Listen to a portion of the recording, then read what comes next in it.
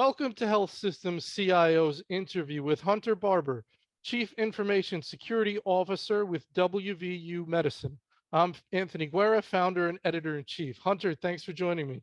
Thank you for having me, Anthony.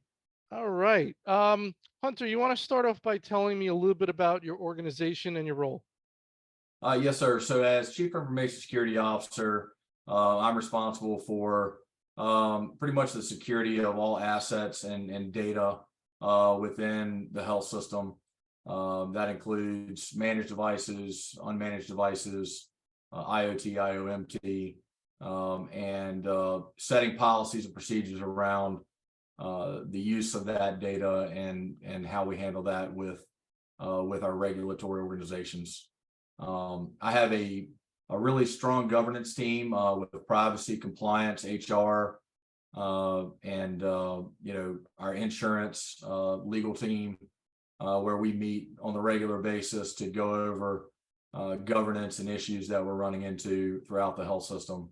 But it's a wide array. We are at this point 25 hospitals.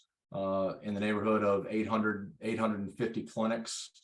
That's ambulatory and other clinics. And then we have, of course, some different institutions that we do special research, such as like neuroscience, heart and vascular, things like that. So we have a pretty robust program around research and development within the healthcare space.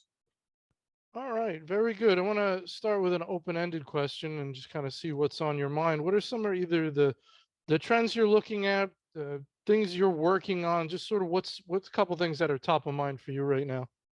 Yeah, right now, I'll tell you the emergence of conversational AI, the emergence of that into the healthcare industry, I think is both disruptive and also something that we're having to address right away.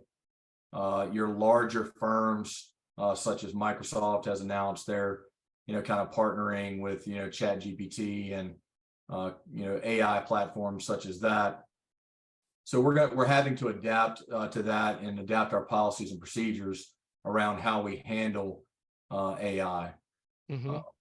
We do have an internal AI group within WVU Medicine that we build and develop our own AI. Is groundbreaking and is amazing. Has created lots of different avenues for us to pull data and make the lives of physicians easier and the lives of our patients. So there is a place for AI. It's just that I think a measured approach is needed. So that's something that is on the radar.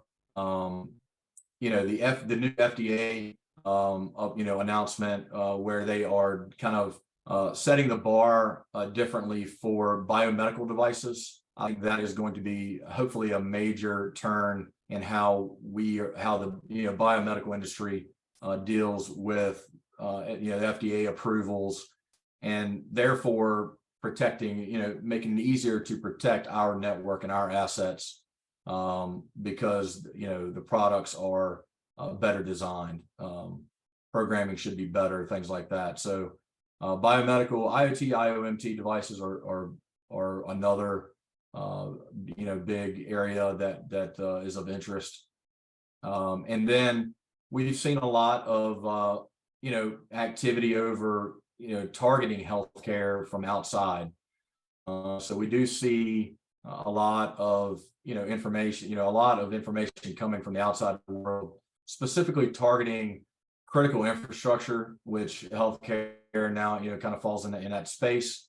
And so we are constantly under threat from outside entities, and that's one big.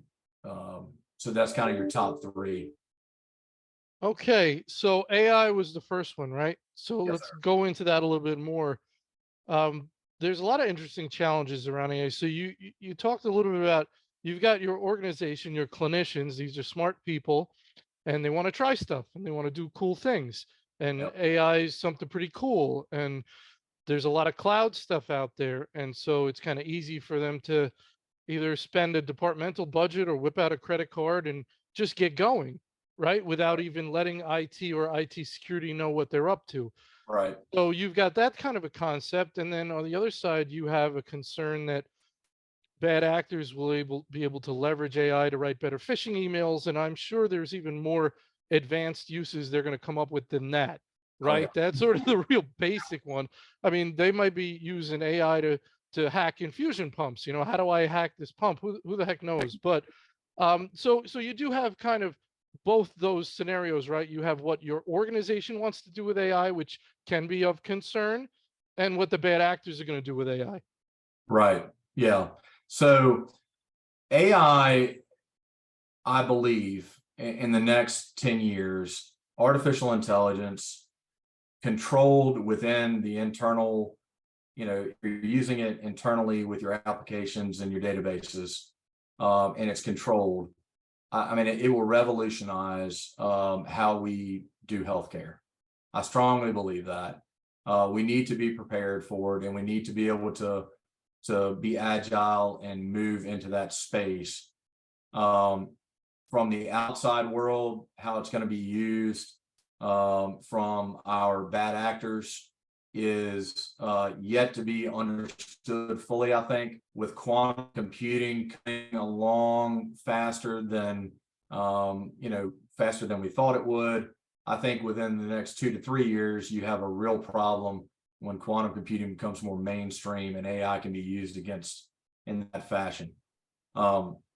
So the threat of AI is definitely something that we all need to be aware of. And as healthcare systems, we need to be talking about this in conjunction with each other. What is one health system doing that another health system may can use the same task. And I don't think a lot of that conversation is going on. I don't think we talk enough about our interests. WVU Medicine is very open with our partners, our other healthcare systems about the threats that we're seeing and how that affects us, and giving that information to other healthcare systems, because at the end of the day, we're all in the so it's important that we share information. We don't get that information timely enough from the government. I've talked with FBI, HHS, those type organizations. They're doing a lot of analyzation, the analyzation of the data, or analyzing of the data. And so the threat reports don't get out to us as quickly as we would like. That's something we're trying to work with the FBI on, and get a group within healthcare that can get these threats and actionable intelligence more quickly. So kind of a long answer there to a short question, but Well, yeah, it's good stuff. It's good stuff in there. And this is where I'll hit my level of understanding. When you talk about AI and quantum computing sort of coming together, is that like a perfect storm you're talking about to give bad actors, uh, it's really going to free them up to do bad things when those two come together? Tell me more about that. yeah, I think so. Quantum computing is going to be something we're preparing for, and NIST is preparing for, coming in the next. It's probably, they say 10 years, but it's probably more like 5 years, where the mainstream, or you and I, could go out and buy or produce a machine that has the ability to do quantum calculations. That's going to become more readily available. So with more computing power, you're going to get AI that is going to be able to learn faster. It's going to be able to move more quickly. And depending on how you train it, I mean, there's a lot to that AI, how you train it, what kind of information you're feeding it.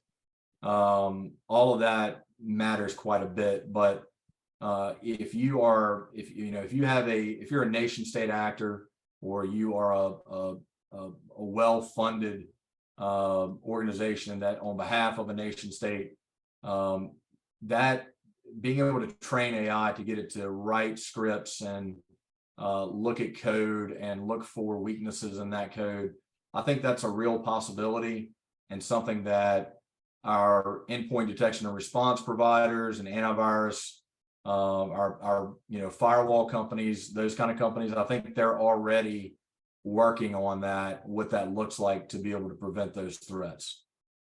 Right. So it's interesting because these tools are as available to the good guys as they are to the bad guys. And sitting there in a health system, I would imagine that you were just hoping and encouraging your vendors to be as savvy with these tools as the bad guys that are coming after you. Because it's not you, right? You're not going to figure this out. It's your vendors. So you have to have the relationship where you're like, hey guys, what are we doing over here, right? Because they're coming at me. So make sure we're using these tools just as well. Yeah, so we're already, I mean, we are already talking to our vendors about these things. They're already preparing for, the different, the different modifications that'll be coming down the road for, how do they deal with heuristic analysis now? Does that change that side of the industry? Do we have AI that's as smart as the AI that is going to be, producing results that could be against us? We have to have the same level of precision and accuracy as the bad guys do. And so I think that's something that's very much on the table for your firewall vendors and even networking vendors. How do they produce networking equipment that can help with these things? So those conversations are being had within the healthcare space, well, within the entire industry. All verticals are concerned about the AI situation. It's something that's going to come. We have to be prepared for it, but it's definitely something where we need to do as much research as possible so that we're ready when the time comes to react.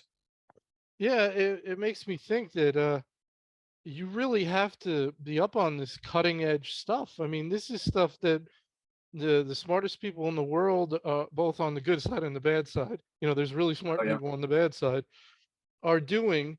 And it's almost like you have to immerse yourself in this stuff so you can speak about it intelligently to your board and your CEO. And not that you need to, know how to make a quantum computer, but you need to have some level of understanding of what's going on. And that's going to be changing almost weekly. Oh yeah, yeah. It's so we do kind of a internal roundtable each week that where we our incident response team and CTO, CIO, and CISO, we kind of get together to talk about, okay, what's new and emerging in the marketplace? What have you seen over the past week? So we like to keep abreast of any new technology way before it becomes mainstream. Hmm. So with the AI, we saw that coming months before it got to the point where they're going to release this to the public and say, hey, we're building partnerships. So that's one thing we do, and we have to stay very educated on that. So you've got all kinds of feeds coming into your mailbox to be able to keep up with the daily threats and what's new, that sort of thing. So you have to stay up on it and stay educated. That's for sure.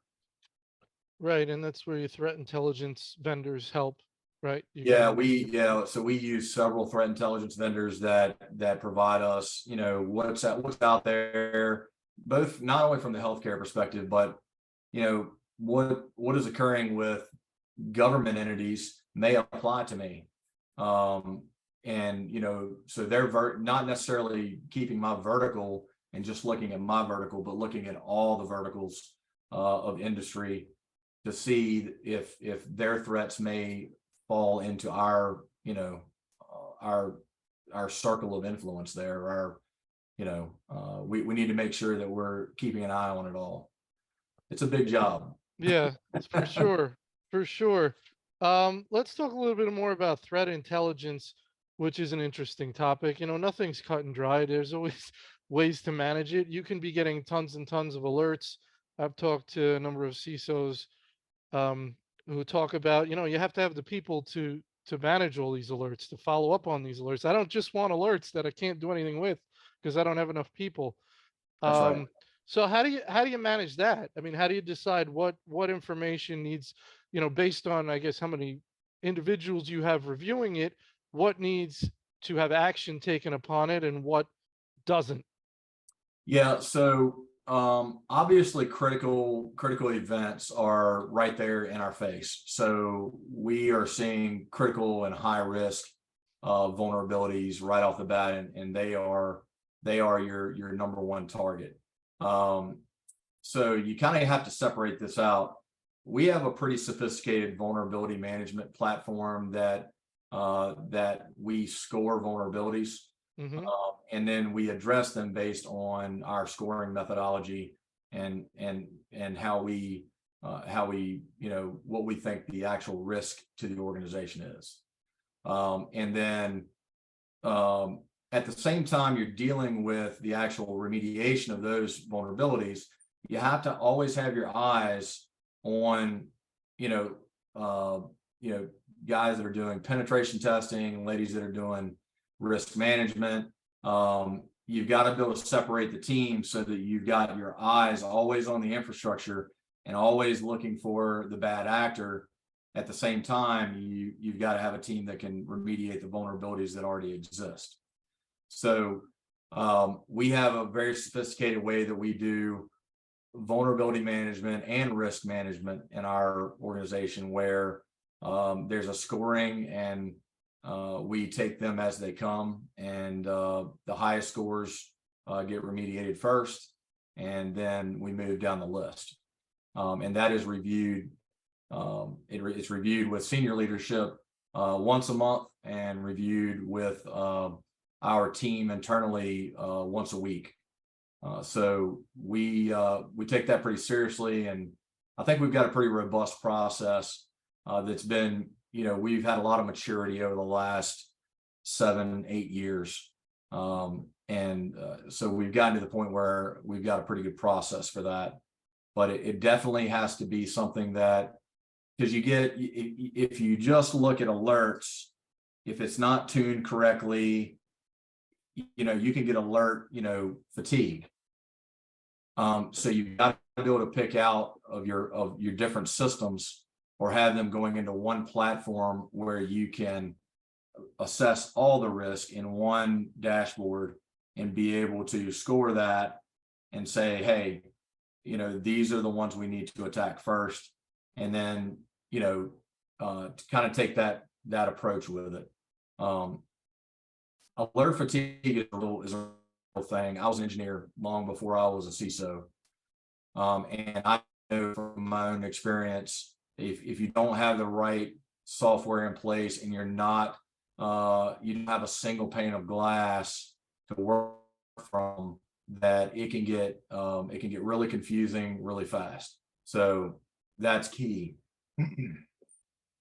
Yeah, so that's one element. It sounds like another element you were describing is if you get caught up in one area, uh, you might miss things going on somewhere else. So if you're caught up dealing with alerts or things like that, or dealing with one particular situation, things could be going on over here. Is That's that right. kind of what you were describing? Tell me a little Yeah, bit more it's about that. a lot of these, so the sophistication of attacks has gotten exponentially better in the last 5 years. I mean, it's gone from, a badly typed email to someone who it's easily recognizable, to really convincing looking phishing emails and things like that. So there's often misdirection put in by attackers, Hmm. where maybe they're performing a denial of service in one area, hoping that you're concentrating there. Well, that's not really the main goal. The main goal is that they're doing an end around, right? And they're coming in from a different direction, hoping that you've taken your eyes off off of your other infrastructure to deal with the current threat.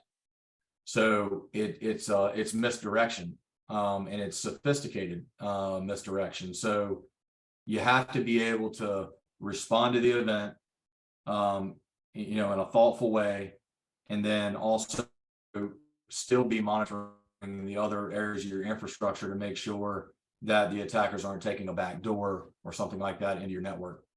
It's just like regular military strategy. There's it decoys. is it is that's exactly what it looks like. I was in I was in the ROTC at Virginia Tech, and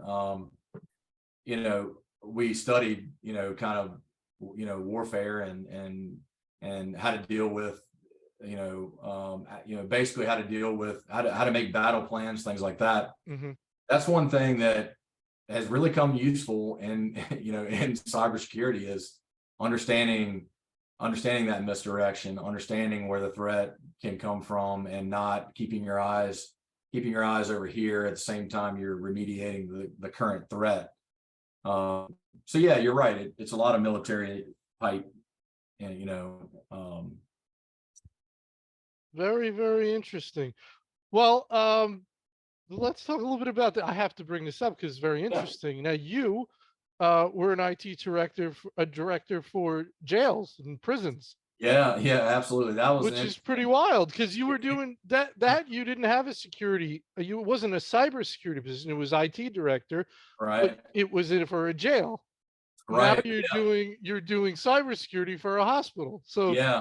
it's really, So did you, now here's the question. So did you learn anything in that environment that either made you wanted to go into IT security specifically as opposed to general IT, or in that overall environment? Did you learn anything that sort of you took with you? yeah, so I was very fortunate to be able to learn, yes, basically a systems engineer. At I started out, kind of in accounting.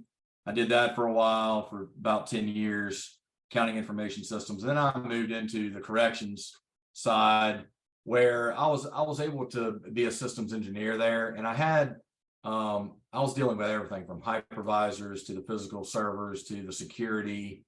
I was kind of your one-stop shop, right? So I was pretty much a generalist and had to deal with all of it. So that taught me a lot about. I had to deal with the firewalls. I had to deal with firewall rules and security and endpoint detection and response, things like that. So I was involved with security all the way from the beginning, all the way through, when I got to the jails, when I got to Hanover County, where I was directing the jail there. That when I got there, they really had not a lot of infrastructure per se. So I had to go in and do not only cybersecurity, but physical security, Really? biometrics, yeah, scanners. You have X-ray machines for X-raying, baggage when it comes in, and different, you're X-raying, different things that come through when people come into the jail. So it was extremely interesting. We rolled out a program there where it was the first jail in the country to have really tablets, where the inmates could actually do video visitation and things like that. So having to secure a network where you're giving people who are they are not, obviously not convicted of a crime, but they're in jail waiting trial, but having to secure that kind of network is really interesting, and came with it some unique challenges. I Yeah, bet. I bet. yeah. And there are probably some unique stories you could tell me if we weren't on the record. Oh yeah, yeah. So it was interesting, and I love it. It gave me a lot of autonomous. I could go in, I could build my own servers, I could learn about hypervisors, I was building all that stuff myself and creating the security rules and putting in the firewalls. And so through my whole career, really, I had, as a systems engineer, I was dealing with security the whole time. And then when I got in the healthcare vertical, I was, really recruited by a former professor, Hmm. and great guy, and he got me in the healthcare realm, and I started basically just in networking, but we worked closely with security because of firewall. Hmm. So, and then when I got to WVU medicine, it was UK. Okay, now you have the incident response team and the network team, and that's what I managed here for 3.5 years. So I work closely with the CISO.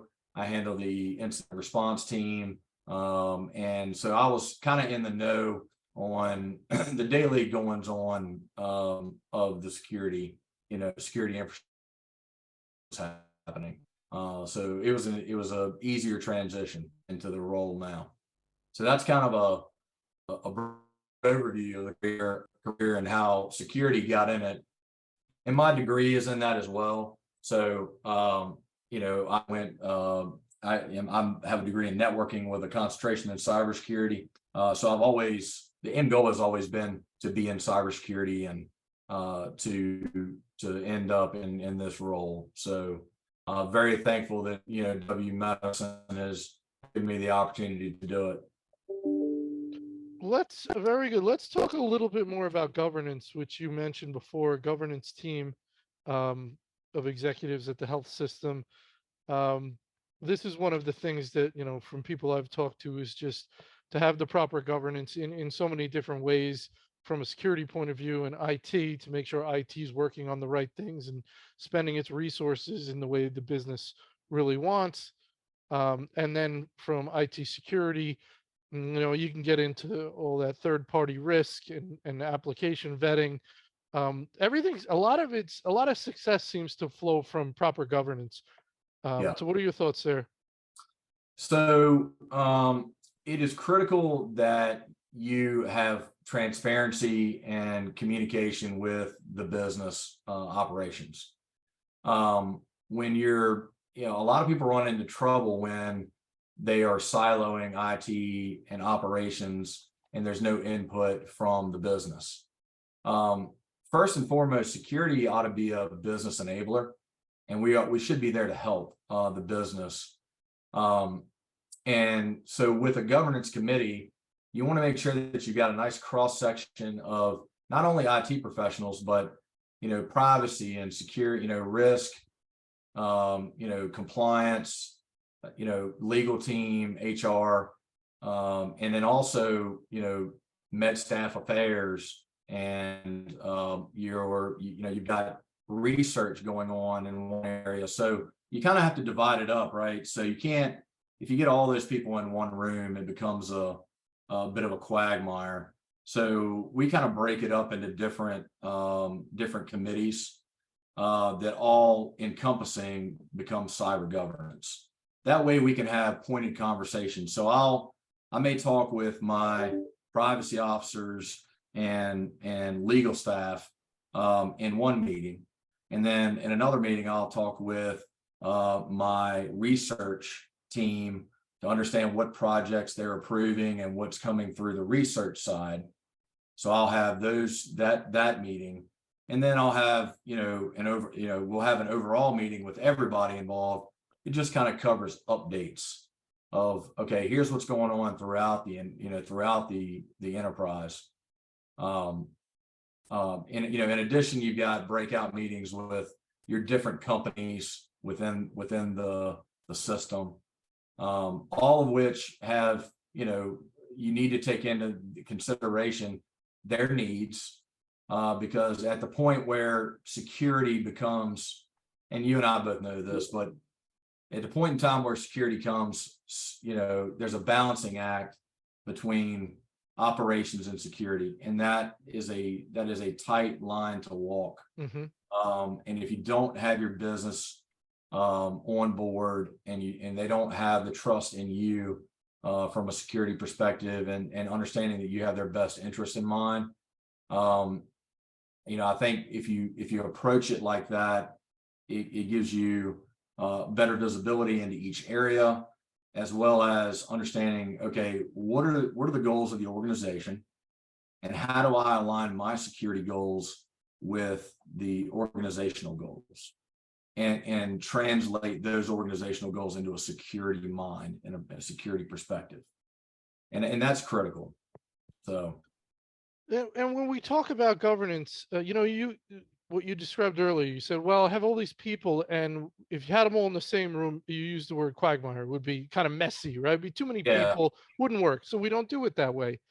Um, I'm sure that there are lots of organizations, and even in your organization, where there are still certain parts of the governance program that you say, you know what, even if you're just saying it to yourself, I don't love this committee structure, or I think other people should be here, or we meet too frequently, we don't meet frequently enough. If you drew it on a chalkboard, you'd say, it's not quite right. This is what I like. To me, governance seems to be so important, and nobody's going to have it perfect, and it should evolve over time, right? It should That's, get yeah. better. It should be a living thing that people in your position can say, hey, when you have a meeting with somebody, you say, listen, I think it would work better if this was the structure, or this is how it worked. So it's got to live and breathe, is my thought. What do you think? That's exactly right. I mean, as the threats change and the landscape changes, we try to be as agile as possible, where we can, change committees, we can move members, and we can even, maybe we're spending time and we don't need to be spending time in, where we're not getting actionable intelligence and actionable things are not being done. When it gets to that point, I feel like our leadership team here is very open to moving things around, adding new people when we need input. And it's a living, kind of organism where it's constantly evolving and changing as the needs of the business and the threats and the risks are evaluated. Because it's probably easy to look at it as set in stone, right? Because it's a Oh yeah. structure, it's written down somewhere. So it's very easy to go, oh, this is our governance structure. I don't like it, but it is what it is. So, but it shouldn't be looked at that way. It's got to be looked at as malleable. Oh yeah, absolutely. Yeah, I think that setting anything in stone like that, I mean, for policy purposes, um, keeping the governance team, keeping the ability to move the governance team around and add new members away, that can be just as part of the policy and, as anything else. So you can write that into your policy and procedure. It doesn't have to be a set in stone, these are the members of the governance committee. Right. The fact that you have a governance committee and whatever that it may be, you got that there. It doesn't have to go down into bullet points where we have all the members of the governance committee listed there. And we follow NIST heavily, and we have gone through a process with them to make our policies and documentation, things like that. But obviously, some of these documents are living, breathing documents that need to be edited, when necessary. And so that's what we do. That's kind of our methodology. NIST, you mentioned NIST. High trust seems to be a big favorite now among some CISOs that I'm speaking to. They like to see that. They want to see that stamp on vendors they're working with. Yeah. It's interesting to me. It makes their job easier, right? So some third party has kind of stamped you and taken a look at it. But what are your thoughts around sort of high trust? So we have a very sophisticated security risk assessment process. I have often found that we are asking questions to these vendors that are high trust or SOC 2 certified, and they do not meet our security risk assessment, because I think we're asking the right questions. And oftentimes what I see is they may be high trust certified, but we are asking questions that they didn't think about. And they will often say, I mean, these are big companies that are, Fortune 500, type companies. I mean, these are big boys. So they'll often say, well, nobody's ever asked us that question. Well, we are asking that question because what we're trying to do is make you a better vendor. So that's how we kind of approach it. We're going to ask the tough questions. And hopefully what that does is for the next hospital down the road, it makes the vendor better for all of us. So it's really, we challenge, high trust certifications all the time. There is no certification that would, for us, we would say we are not going to do a security risk assessment because they're high trust. Because it just doesn't, a lot of things are left out of that high trust that we believe that need to be standard. Does it make you feel better if you're still going to do your assessment, which is probably a higher level than whatever stamp they come with? But does it Right. still make you feel better if they have the stamp versus if they don't? Or does it not matter? To me, it doesn't matter. Okay. And because the questions that I'm asking are far deeper questions, and also based on our experiences, right? A lot of the questions that formulate that SRA are questions that we've run into over time. Over the last 15 years, we've run into these situations, and so we add those questions in. And these are definitely questions that a lot of health systems are not asking. Mhm. In fact, it's scary. We've seen some things implemented other places where we would absolutely say there is no way we are implementing that in our health system. So that's an issue. I want to make my other health systems and my other, in the vertical, I want to make us all better. And so that's why we do is a deep SRA as we do.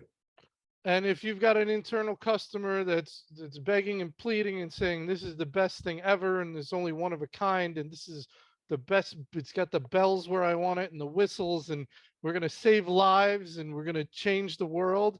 And Hunter, why are you getting in my way? Let me buy Yeah, this thing.